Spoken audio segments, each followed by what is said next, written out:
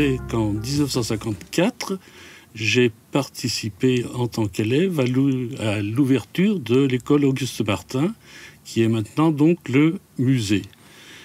Et je suis revenu bien plus tard, puisque c'était en 1971, comme instituteur dans le préfabriqué qui est dans la cour, et j'y suis resté 20 ans.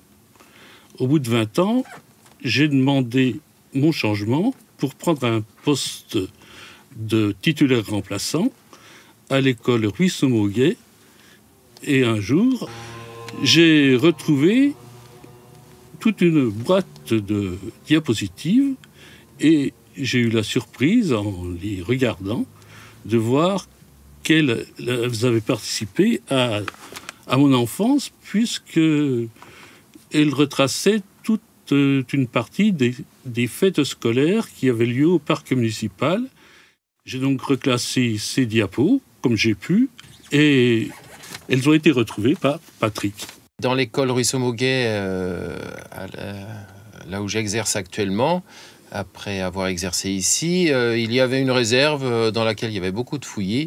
Et donc un jour, en regardant ce que contenaient certaines boîtes, effectivement, j'ai vu que c'était les diapositives en question, que je me suis dépêché de mettre dans ma salle de classe pour ne pas qu'elles soient jetées par inadvertance. J'ai appelé les responsables du musée de l'école, Benjamin et Olympe, pour leur en parler. Et donc, ils ont dit qu'effectivement, leur place, ça serait mieux qu'elle soit au musée. Moi, je pense que l'intérêt premier, c'est pour les élèves de Saint-Rémy, surtout les élèves de l'école Ruisseau-Moguet, qui ont participé à toutes ces fêtes. Ils pourront s'y retrouver, certainement.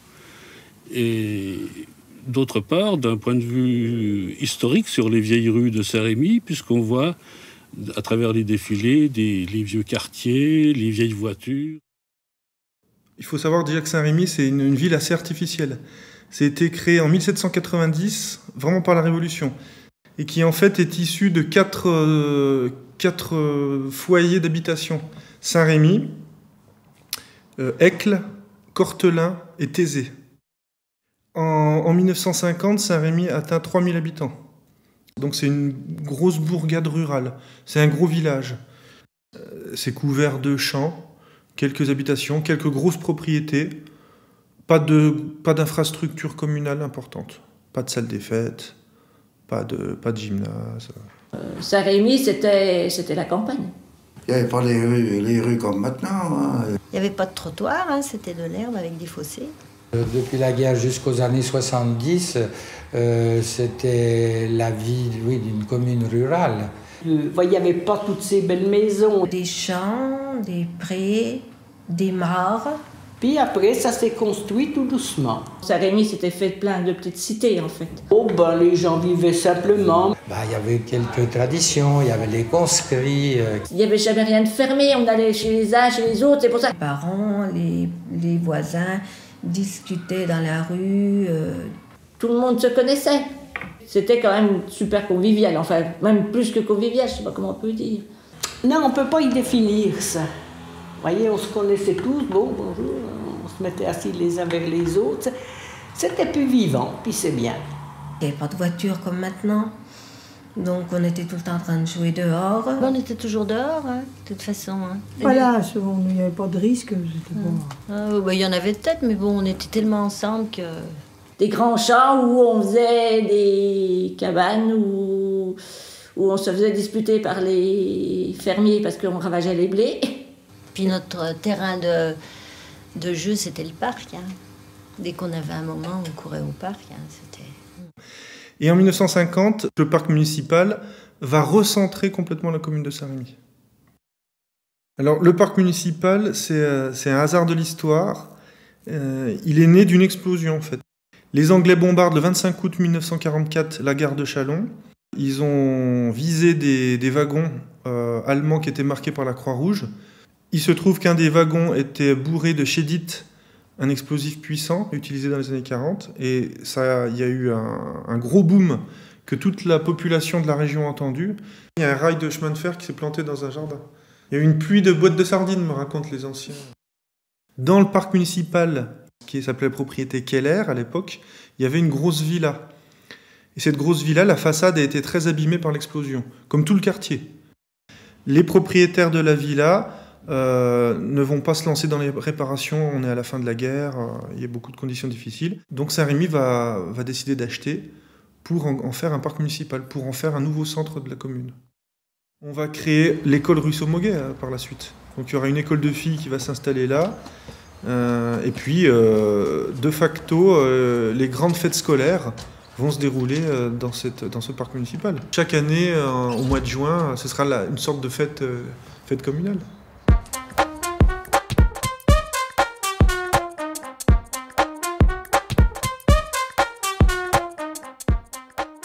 Cette fameuse fête, elle a vraiment marqué les esprits. Hein. Cette fête, pour nous, c'était vraiment la fin de l'école, l'année scolaire. Et... Ça sentait les vacances, ça sentait le voyage de fin d'année. Ils aimaient ça. C'était bien. Hein. Ils aimaient. Ils aimaient mieux aller danser dans le parc que forcément de faire une dictée. Hein. Non, c'était un moyen de finir l'année agréablement. Les beaux jours, la détente. Un moment très attendu par toutes les classes, hein, parce que c'était un moment déjà très convivial. Hein. Un moment fort dans la vie de Saint-Rémy, la fête annuelle. Pour nous, c'était vraiment le jour J. Pour nous, c'était... C'était des vraies fêtes, là. Et à ce moment-là, il n'y avait plus le fameux classement, le fameux cahier, le fameux... On montait sur un podium, on était jeunes, même très jeunes. Pour nous, c'était vraiment formidable, quoi. C'était vraiment... On était là, on n'était pas des spectateurs, on était des acteurs. Oui, mais c'était bien agréable. Et on avait du monde, les gens se déplaçaient à ce moment-là. Eh bien, le parc, on peut dire qu'il était noir de monde. Oh! 200-300 personnes. Ah oui, facile. Oui. Enfin, je ne veux pas dire tout Saint-Rémy réuni, mais pratiquement. Pratiquement tout Saint-Rémy venait à la fête des écoles. Hein.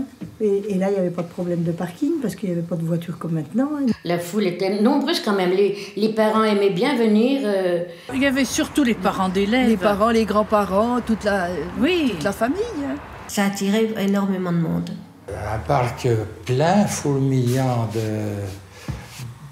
de Saint-Rémois.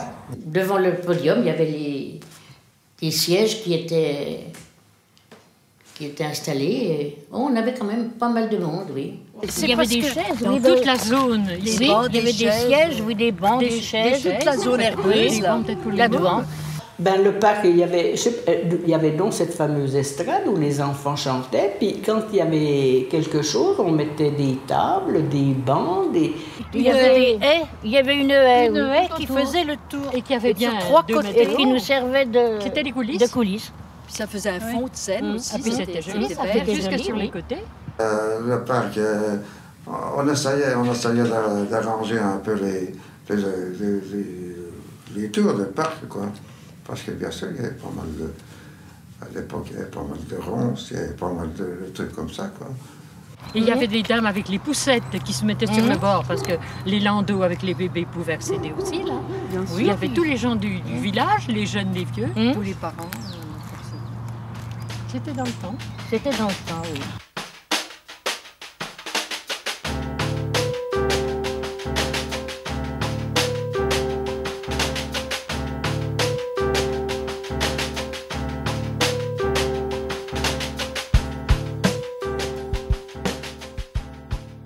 Moi, j'ai participé avec plus de collègues donc à la confection du podium, de ce fameux podium qui a bien servi par la suite.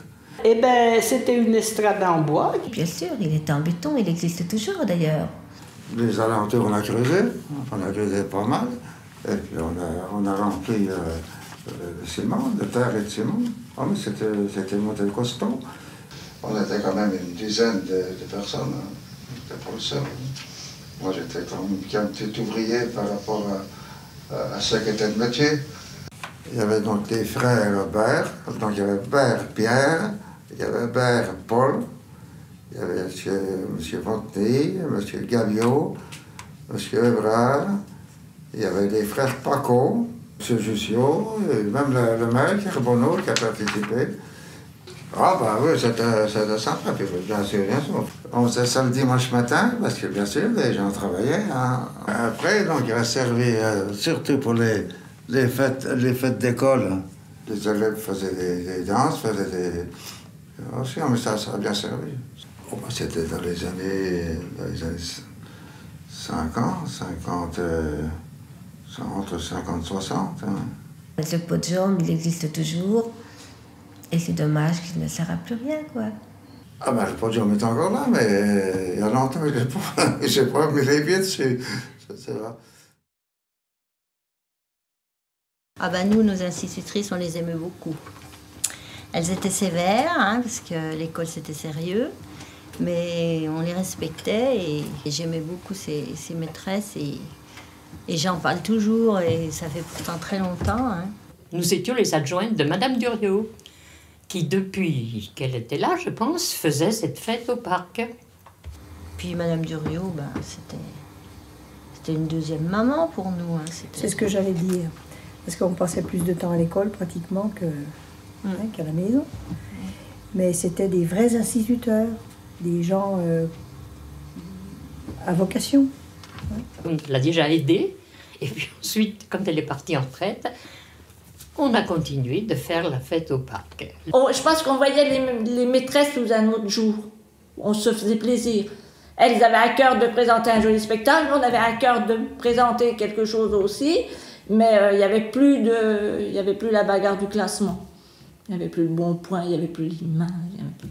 Et en plus, non seulement on a continué à se voir, on travaillait ensemble, mais on habitait à quatre, on habitait la maison qui est au fond. Là. On était de jour, de nuit, donc... On se retrouvait à la fin avec les collègues. Quand la fête était finie, on se retrouvait tous ensemble pour manger ensemble, pour terminer en beauté, quoi. On aimait bien. À cette époque, d'ailleurs, il y avait beaucoup de fêtes scolaires à peu près à les mêmes jours. Hein. Oui. C'était en juin, fin juin.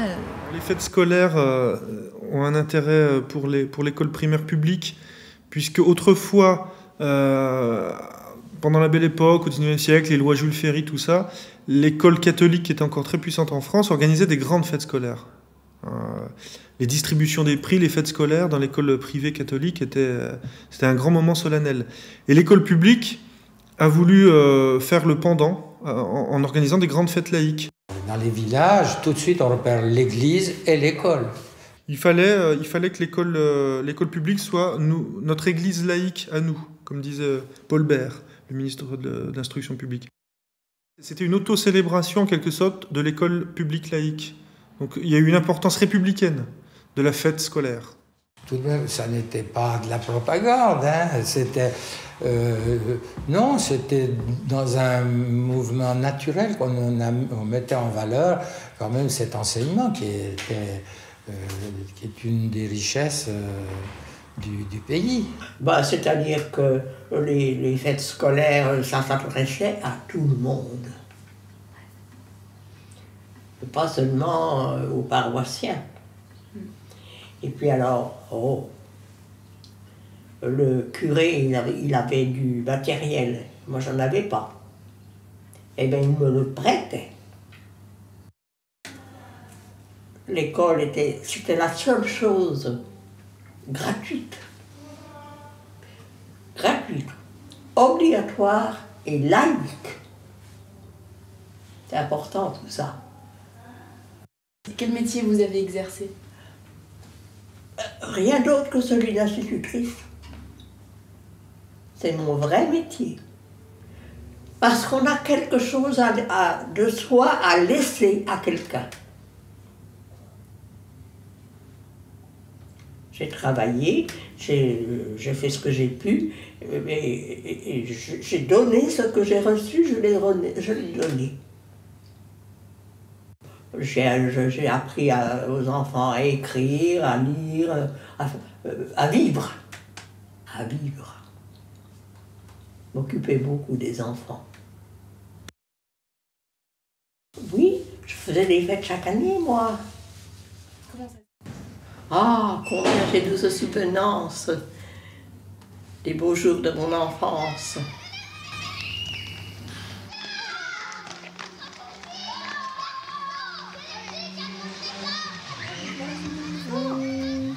Vite si vous le pouvez. La deuxième, Jamais, jamais, vous ne la rattraperez. Si Ah, tous les si, gars hein, du je me monde, ça rappelle me dit bien. que- Oui, moi aussi, ça me dit quelque chose. Ils étaient heureux de monter sur scène. C'était des moments où il n'y avait pas de cours, bien sûr. On avait l'avantage de faire des répétitions à la place des cours, en fait, donc c'était tout du bon temps. C'était comme une leçon d'école, hein, il fallait la savoir par cœur. Hein. Ça allait dans nos séances d'éducation physique. Pendant les récréations et puis les jeudis, parce que c'était le jeudi, hein, où on n'allait pas à l'école. Ça faisait à la fois sport et musique. Même nous, on répétait tout seul, hein, chez nous ou avec les petits voisins. On prenait les choses très au sérieux. Ouais, c'était très sérieux. Hein, on prenait vraiment ça très au sérieux. Ah, non, c'était pas de l'école buissonnière, parce qu'il fallait obéir. Voilà, il fallait quand même, bon, les danses, je suppose que les maîtresses préparaient, donc il fallait écouter, il fallait répéter, c'était des répétitions, il fallait que ça soit fait. Plus de 3 mois. Oui, 3 mois, mais on ne commençait pas les répétitions avant. Parce que Après les vacances de Pâques. Oui. Nous, on se bornait à faire ça le mois de juin, la dernière semaine. C'est faux, hein, je pense que non, on préparait ça depuis pas mal de temps. Et... En tant qu'enfant, je voyais les choses longues, mais je pense que ça devait durer bien 2 mois, voire 2 mois et demi. Donc, on répétait les jours précédant la fête sous le préau de l'école de filles. Oui. On reprenait les chansons. Surtout Madame Labouriot qui prenait des choses très modernes, elle. Elle avait fait quelque chose d'adorable un jour. C'était une chanson de Sacha Distel qui s'appelle « Toute la pluie tombe sur moi ». Des petites filles en ciré, je ne sais pas comment elles les avait trouvées, et des petits parapluies. C'était tout à fait spectaculaire et c'était très apprécié. C'est une fois j'avais fait le menuet de Boccherini, mais je me rappelle aussi avoir fait une fête sur la chèvre de Monsieur Seguin. Tiens, par exemple, là, on jouait l'eau vive, alors on avait tous des petits tutus, c'était comme un ballet, et puis en même temps, on devait chanter. Hein. Moi, j'aime bien le classique. J'ai fait une mazurka célèbre, une mazurka de Coppelia. Chaque maîtresse choisissait son thème, on tâchait de faire jouer tous les élèves si possible. Ils avaient des programmes, ils faisaient des scénettes. L'ours, là, comment ça s'appelle? Bonne nuit les petits, où je faisais l'ours. Pom, pom, pom, pom, pom, pom, pom, pom, pom, pom, pom. Allons à la fête. Alors là, Nicolas et Paprenelle sur leur nuage, derrière le buisson. C'était un grand moment.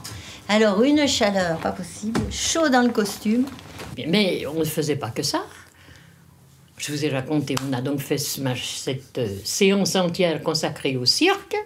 Mais il y avait aussi disons de la poésie. C'était dans Pierre et le loup et je jouais le merle derrière son arbre habillé en petit tutu, enfin un petit tout jaune et tout.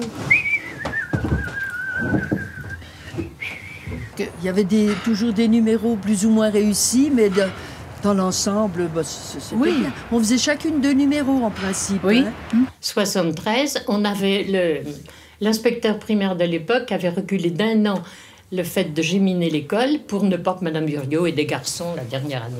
On avait que des filles, donc c'était des ballets, souvent la plupart du temps.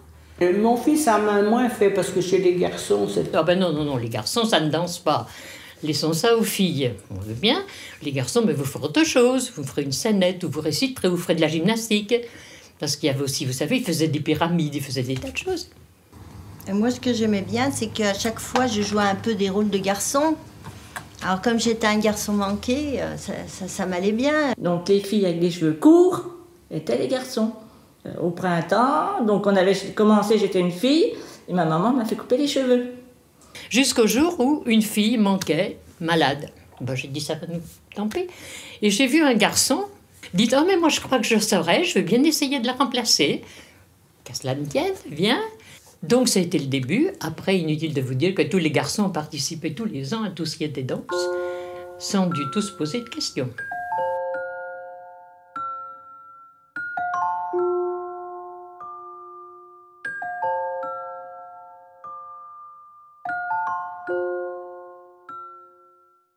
Une fois qu'on avait choisi nos thèmes, il fallait chercher la musique, chercher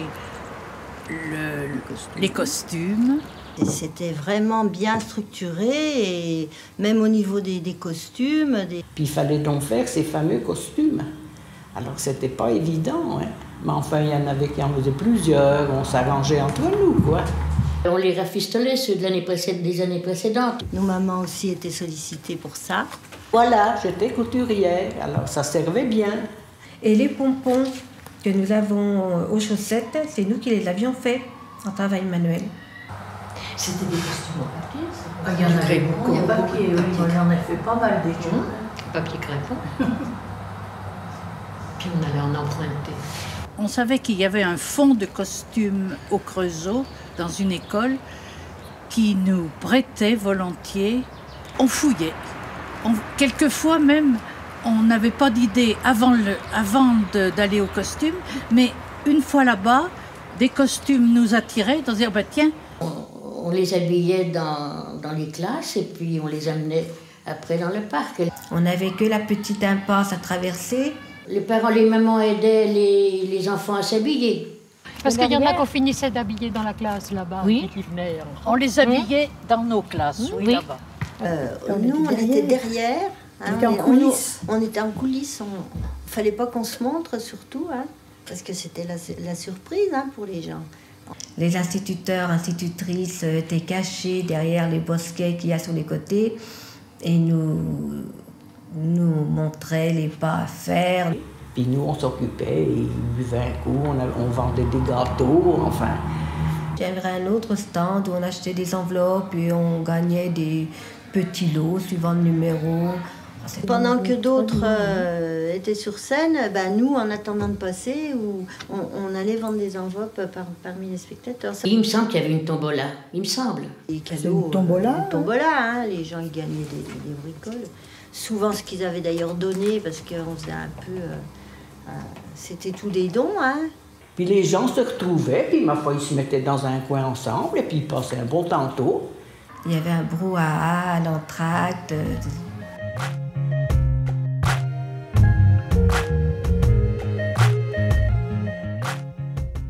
On a toujours eu la chance d'avoir le beau temps.